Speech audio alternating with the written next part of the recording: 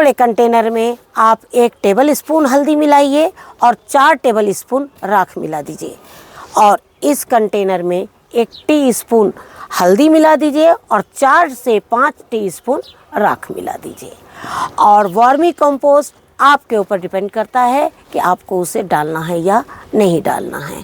और बाकी जो चीज़ें हैं वो हम अपने कंटेनर में कंपलसरी है डालते हैं। नमस्कार दोस्तों, स्वागत है आपका हमारे इस YouTube चैनल में। दोस्तों, जैसे कि आप जान रहे हैं कि इस वक्त हम ये डिब्बा, ये गमला और सारी खादों के इर्द गिर्द बैठे हुए हैं। आप हम सभी जानते हैं कि गर्मी के बाद अगला मौसम जो होगा वो होगा बारिश का, और बारिश के समय में हम वापस सब्जियां लगाएंगे और उनमें उनकी मिट्टियाँ तैयार करेंगे और उसके लिए हम छिड़काव भी तैयार करेंगे। आज हम आपको छिड़काव तो नहीं, पहले हम मिट्टी बनाना बता रहे हैं, क्योंकि आप गर्मियों में अपनी मिट्टियों को अच्छी तरह से सुखा के तैयार करके और अपने कंटेनर्स के लिए तैयार कर लीजिए। अभी गर्मियों में जो हम मिट्टी तैयार करेंगे अपने कंटेनर्स के लिए, तो उसमें क्या होगा ना कि एक तो आपकी मिट्टी पूरी सूखी होगी और उसमें कोई जर्म्स नहीं होंगे, कोई कीड़े नहीं होंगे। लेकिन जब हम उसमें अच्छी चीज़ें डालेंगे तो जो कीटाणु हमारे पौधों के लिए ज़रूरी है वो उसमें अपने आप तैयार हो जाएंगे। पौधा लगाने में और बीज तैयार होने में अगर 15 दिन का टाइम है, आपने 15 दिन किसी और चीज़ में अपने बीजों को लगा रखा है और उसके बाद अगर आप उसमें डालना है, तब तक के क्या होगा, आपकी मिट्टी तैयार रहेगी और जैसे ही आप उसमें पौधा और बीज लगाएंगे और बस उसको तुरंत खाद वो जो है मिलने लगेगा और वो एक हेल्दी पौधा जो है आपका तैयार हो जाएगा। तो हम चाहते हैं कि आज हम आपको पहले मिट्टी भरना बताएं। ऐसे हमने पहले भी कई वीडियोस जो हैं वो बनाए हैं, लेकिन उन वीडियोस में हमने जो मिट्टी है उसको एक साथ पूरा मिलाया था। लेकिन जिस तरह से आपके सवाल हमारे पास आए हैं, उसको देखते हुए हमने सोचा हम आपको लेयर बाय लेयर मिट्टी जमाना बताते हैं। तो हम आपको चलिए मिट्टी बताते हैं। ये मेरा कंटेनर, ज़्यादातर हमने इन्हीं कंटेनर्स में सब्जियां लगाई है और इसमें लगाने की वजह एक ये है कि इसका जो है वो बहुत लाइट वेट होता है और दूसरा लाइट वेट होता है आपके प्लास्टिक के गमलों का, लेकिन बेस्ट तो होते हैं मिट्टी के। लेकिन मिट्टी के गमलों में काफ़ी वज़न होता है और बहुत बड़े गमले हम बहुत कम ही अपने टेरेस पर रख सकते हैं, इसीलिए मैंने इन डिब्बों का चुनाव किया है। सबसे पहले आप अपने डिब्बे में इस तरह से होल कर लीजिए। होल करने के बाद यहाँ पर आप एक इस तरह से कुछ भी पत्थर डालना है, जो भी डालना है, आप इसको होल को इस तरह से रखिए कि इसमें से मिट्टी ना बहे और आपका जो एक्स्ट्रा वाटर है वो वहाँ से निकल जाए। इस डिब्बे का जो साइज़ है वो साइज़ हमारा 14 बाय 25 है। तो हमने ये कंटेनर्स है, ये सारे कंटेनर्स हमने बड़े पौधों के लिए रखे हैं, जैसे हैं लौकी है, तोरई है और भी ऐसे बड़े पौधों के लिए रखा है। यहाँ तक कि आप फ्रूट प्लांट्स भी इसमें लगा सकते हैं। लेकिन मैंने फ्रूट प्लांट्स इसमें नहीं लगाया है, क्योंकि जब हम इसमें एक जगह से दूसरे जगह हमें शिफ्ट करना पड़ता है इसे, तो कई बार इसके टूटने के चांसेस रहते हैं। लेकिन सब्जियों के लिए जितनी बड़ी सब्जियां हैं मैं इसी में लगाती हूं और आपने मेरे टेरेस में लगातार इन चीज़ों को देखा भी है। हम अपने कंटेनर्स में चिकनी मिट्टी का हमेशा मिश्रण रखते हैं। चिकनी मिट्टी हम सबसे नीचे लेयर में मैं डालती हूँ, लेकिन अगर आपके पास में चिकनी मिट्टी ना हो तो प्लेन कोई भी दोमट मिट्टी हो, जो भी हो, उसकी लेयर सबसे नीचे बिछा दीजिए। तो जैसे आप देख रहे हैं ये है हमारी चिकनी मिट्टी, और इस चिकनी मिट्टी को हमने पहले यहाँ पर गीला कर दिया है। क्योंकि गीला इसलिए किया है कि कई बार कोई चिकनी मिट्टी इतनी ज़्यादा कड़क होती है कि वो कंटेनर में भी डालने के बाद कई सालों तक के उसके जो डिगले हैं ना वो फूटते नहीं हैं। तो मैं क्या करती हूँ, चिकनी मिट्टी को 3-4 दिनों के लिए पानी में डाल के रख देती हूँ, जिससे कि वो हल्की हो जाए। ये है हमारा किचन वेस्ट। किचन वेस्ट जो मैं हमेशा एक कंटेनर में या बोरी में तैयार करके रखती हूँ। तो ये हो गया, नीचे हो गया आपका चिकनी मिट्टी, जिसको हमने इस तरह सूखे के रूप में भी ले रखा है और गीले में भी रखा है। ये है हमारा किचन वेस्ट। ये है हमारी गोबर की खाद।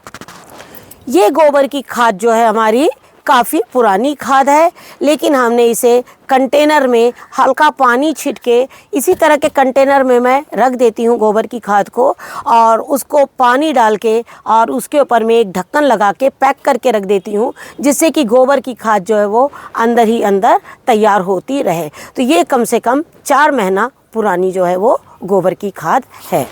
हमारा राख, ये है हल्दी, ये है नीम की खाद, और ये है आपका चूना। ये चूना हमारा कम से कम 6 महीने से पानी में इसी तरह से बकेट में रखा हुआ है और हम उसी में से इसे लेते हैं। ये है वर्मी कंपोस्ट और ये है बालू, और ये हमारी दोमट मिट्टी है हमारे कुछ नीम और सीताफल के पत्ते। ये हमारे गार्डन के सीताफल के पत्ते हैं, और ये जो है हमारे पास नीम के पत्ते, जिसको हमने कलेक्ट करके रखा हुआ है। सबसे पहले हम इसमें अपनी चिकनी मिट्टी डालेंगे। ये देखिए इस तरह से।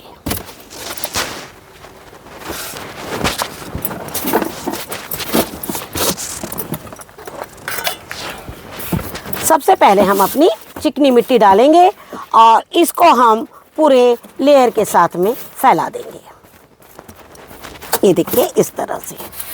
ये कार्टून को चारों तरफ, आपके पास अगर इससे ज़्यादा मिल जाए आपको, आप इससे थोड़ा सा और ज़्यादा भी डाल सकते हैं। उसके बाद अगर आपके पास में चिकनी मिट्टी ना हो तो आप इस तरह से दोमट मिट्टी भी आप नीचे डाल सकते हैं। ये हमारी नदी के किनारे की जो है वो मिट्टी है। ये मिट्टी काफ़ी अच्छे डिगले के रूप में थी, लेकिन मैंने इसको पाउडर फॉर्म में जो है वो तैयार किया हुआ है।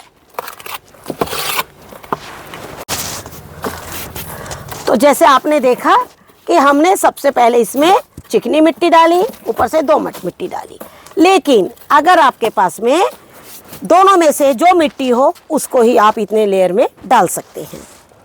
उसके बाद ये है हमारी गोबर की खाद, ये हमने इसमें डाल दी इस तरह से। ये है हमारी गोबर की खाद। आप देख रहे हैं, आप इसको अच्छे से देखिए, और जिस तरह से हमने डाला है इस तरह से आप इसे डालते रहिए। ये है हमारी कुछ किचन वेस्ट। ये देखिए इस तरह से किचन वेस्ट आप डालेंगे, और जिस तरह से ये गोबर डाल रखा है हमने, आप देखिएगा इसमें जो केचुए हैं वो काफ़ी अच्छे से तैयार हो जाएंगे। ये हमारे कुछ पत्ते और नीम के और सीताफल के पत्ते हैं जो मैं डाल रही हूँ। अगर आपके पास में पत्ते ना हो तो कोई बात नहीं है, उसके लिए आप परेशान नहीं होना है। आप इसमें अगर राइस हस्क है वो डाल सकते हैं, और वो भी नहीं है तो कोई बात नहीं। आप ज़रूरी नहीं है कि हमारे पास सारी चीज़ें हो। देखिए, ये जब सारी चीज़ें हम मिलाते हैं, वो मिलाने की वजह क्या है? क्योंकि हम एक पेड़ को ज़मीन से लाकर टेरेस के ऊपर लगा रहे हैं। ज़मीन में क्या होता है, जब बारिश होती है कई जगह का पानी बहता है, कई जगह से आता है, और जितने भी अवशेष हैं वो सारे मिट्टी में मिले रहते हैं। चाहे वो जानवरों के अवशेष कहिए, या तो फिर जैसे कितना आयरन होता है हमारे ज़मीन में, कील है, और कई लोगों लोहे के सामान फेंक देते, वो तो सारा ज़मीन में ही जाता है। तो आप देखिए, तो ज़मीन की मिट्टी को क्या होता है, सारी चीज़ें मिलती है। लेकिन जब टेरेस में हम आते हैं और जब हम इस तरह से मिट्टी तैयार करते हैं, तो टेरेस की मिट्टियों को हमें एक ज़मीन की मिट्टी बनाने के लिए हमें इस तरह से सारी चीज़ों को डालना पड़ता है। तो आपने देखा चिकनी मिट्टी, बलुई मिट्टी डाला, गोबर की खाद डाली, उसके बाद हमने किचन वेस्ट डाला, पत्ते डाले। अब हम आपको बता रहे हैं बालू को ज़रूर डालिए। मैं बालू पक्का डालती हूँ। थोड़ा मिल जाए थोड़ा डालिए, ज़्यादा मिलता है थोड़ा सा ज़्यादा डाल दीजिए, लेकिन बालू को आप डाल दीजिए। बालू डालने से जब हम बालू, गोबर, चिकनी मिट्टी, जब इस तरह की हम चीज़ें डालते हैं तो केचुए बहुत अच्छे से तैयार होते हैं। हमने देखिए इसमें नीम के पत्ते डाले हैं, तो अगर आपको नीम के पत्ते बहुत मिलते हैं तो आपको नीम की खली डालना नहीं है। अगर आपको नीम के पत्ते नहीं मिलते हैं तो आप इसमें नीम की खली भी डाल सकते हैं। इस तरह से ज़्यादा नहीं डालना है आपको, थोड़ी सी नीम की खली भी डालना है। 15 से 20 ग्राम या लास्ट 25 ग्राम, उससे एक कंटेनर में 15 से 25 ग्राम के अंदर ही डालिए, उससे ज़्यादा डालने की ज़रूरत नहीं है। अब हम इस तो आपने देखा कि इस तरह से हमने जो है अपनी मिट्टियों को मिला लिया है, और जैसे ये डिगले हैं अब पानी डालिएगा तो ये जो है अपने आप मेल्ट हो जाएंगे उसमें। अब तक के आपको हमने दिखा दिया कि इसमें हमने आपको क्या क्या मिला के दिया है। हमने इसमें कोकोपीट का यूज़ नहीं किया है, लेकिन आपके बालकोनी में या टेरेस में आपको ऐसा लगता है कि वेट ज़्यादा नहीं देना है और मेरा छोटा कंटेनर है या बड़ा कंटेनर है, मैं इतनी ज़्यादा मिट्टी नहीं डाल सकती, तब आपको क्या करना है, कोकोपीट का यूज़ करना है। आप कोकोपीट की लेयर जो है वो सबसे ऊपर ही डालिए। ये देखिए इस तरह से। हालांकि देखिए हम नहीं डालते हैं, ये चीज़ हमने आप लोगों की सुविधा के लिए बताया है, लेकिन बहुत ज़्यादा कोकोपीट हम इसलिए नहीं बताते हैं कि पौधों को मिट्टी की ज़रूरत होती है, बहुत ज़्यादा कोकोपीट की ज़रूरत सीड्स ग्रो में लगती है। तो इस तरह से आपने डाल दिया। उसके बाद में आपका ये है देखिए चूना। ये चूना हमने आपको बताया काफ़ी पुराना है और इसका नुकसान जो है वो पौधे को नहीं होगा। तो इस तरह से आप थोड़ा सा अपने इसमें चूना डाल दीजिए। उसके बाद में देखिए इतने बड़े कंटेनर में हम आपसे कहना चाहेंगे कि 1 चम्मच हल्दी जो है वो काफ़ी हो जाती है। 1 चम्मच जो है वो हल्दी, इतना आप इसमें डाल दीजिए। इस तरह से हल्दी हो गई। उसके बाद में ये है आपका राख। देखिए हमने इसमें कोई फंगिसाइड नहीं मिलाया। जनरली क्या होता है, राख इसलिए मिलाया जाता है जिससे कि हमारे जो बीज हैं और कुछ भी हैं उसमें कोई कीड़ा ना लगे। हमने इतने बड़े कंटेनर में इतनी राख जो है वो डाली है। ये राख जो हमारी 1 हफ्ता पुरानी राख है, इसको हमने खुद ही तैयार किया था उपलों से, नीम की लकड़ियों से, जो सीताफल की लकड़ी हैं, और इसमें उपले हैं जो गाय के गोबर से कंडे जो बनते हैं वो है। ये तीनों चीज़ों को जला के हमने ये राख तैयार करी है। जब आप इस गमले में डालेंगे, ये गमले का भी हम आपको बता देते हैं। सपोज़ आपके पास इतना बड़ा गमला है, इसमें भी सेम यही मिट्टी है जो हमने इसमें तैयार करके डाली हुई है। तो अब हम आपको बता रहे हैं कि अगर आपने उसमें 1 बड़ा चम्मच हल्दी डाला है तो इसमें 1 छोटा चम्मच जो हल्दी है वो काफ़ी हो जाएगी, और चूना भी लगभग उसका आधा डालिएगा, और इतने बड़े कंटेनर में आपकी इतनी राख जो है वो काफ़ी हो जाएगी। तो इस तरह से देखिए आप अपने कंटेनर्स में इस तरह से चीज़ों को डालिए। तो आपने देखा कि हमने आपको एक छोटे गमले का भी बता दिया है और एक बड़े कंटेनर का भी आपको बता दिया है। राख जो है कम से कम 8 से 10 दिन पुरानी राख रखिए। राख जितनी पुरानी होती है उतनी अच्छा होगा। गोबर की खाद जितनी पुरानी होती है उतना ही अच्छा होता है। जो बहुत कम जगह में अपना इस तरह का सब्जियां लगाते हैं और गोबर की बहुत ज़्यादा सुविधा ना हो, वो क्या करें। तो हम उनसे यही बोलना चाहेंगे कि आप क्या करिए, इस तरह से जो वर्मी कंपोस्ट है उसका यूज़ करिए, लेकिन वर्मी कंपोस्ट को पूरे मिट्टी में आप मत मिलाइए, उसको आप सबसे ऊपरी लेयर में रखिए। आप इस तरह से वर्मी कंपोस्ट को अगर आपको डालना है तो आप इस तरह से ऊपर की लेयर में डाल सकते हैं। इस तरह से आपकी जो मिट्टी है वो तैयार हो गई है। तो आपने देखा कि हमने इस तरह से मिट्टी तैयार करी है। अब आपको हम एक चीज़ बताना चाह रहे हैं कि आपको ये मिट्टी किस पौधे के लिए लगाना है।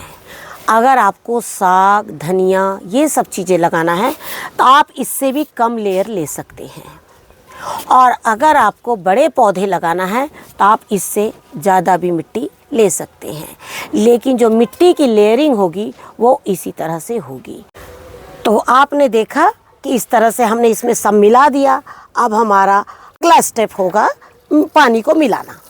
पानी आप जब इसमें मिलाएंगे तो इतना ही मिलाएंगे कि आपका पानी जो है इसमें से बहने ना पाए।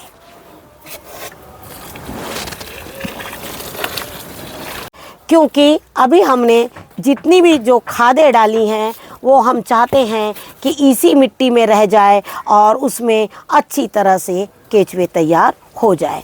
तो ये हो गया आपका कंटेनर तैयार। ये जो कंटेनर है हमने बारिश के दिनों के लिए तैयार किया है। बारिश के दिनों में आपको बीजों को भी भिगाने की ज़रूरत जो है वो नहीं है। तो आप क्या कर सकते हैं, देखिए ये हमारे करेले के बीज हैं, तो हम चाहेंगे कि बस इनको आप डायरेक्ट इस तरह से लगा दीजिए। एक कंटेनर में आप इस तरह से 3 बीजों को मैंने लगा दिया है और ये पोर्शन को मैंने खाली छोड़ दिया है। कॉर्नर्स भी सारे खाली छोड़ दिए हैं मैंने। एक यहाँ लगाया, एक यहाँ लगाया, एक यहाँ लगाया। अब नेक्स्ट टाइम जब आप खाद डालेंगे आप ये बीच के पोर्शन में डाल सकते हैं, आप साइड से कोई भी खाद को डाल सकते हैं, और इस तरह से आपके जो जड़ है वो पूरे पॉट में जो वो घूम सकती है। आशा करती हूँ कि आज जो हमने वर्षा ऋतु को लेकर जो मिट्टी तैयार करी है, जो कंटेनर तैयार किया है, इसी तरह से आप कोई भी कंटेनर, कोई भी ग्रो बैग तैयार कर सकते हैं। चाहती हूँ आपको आज का ये हमारा वीडियो ज़रूर पसंद आया होगा, और अगर हमारा ये वीडियो पसंद आए तो उसे लाइक और शेयर ज़रूर कीजिए और बेल आइकन को दबाइए, जिससे कि बारिश के समय में आने वाले जो भी हम वीडियोस बनाएं, नए नए छिड़काव के ऊपर में, जो भी पौधों में जो कीड़े लग जाते हैं बारिश के दिनों में, उसके लिए हम जो भी छिड़काव बनाएंगे वो हम आपको ज़रूर दिखाएंगे। और हमारे चैनल पर जाकर उसे सब्सक्राइब ज़रूर कीजिए। Thank you very much. नमस्कार। जय हिंद, जय भारत।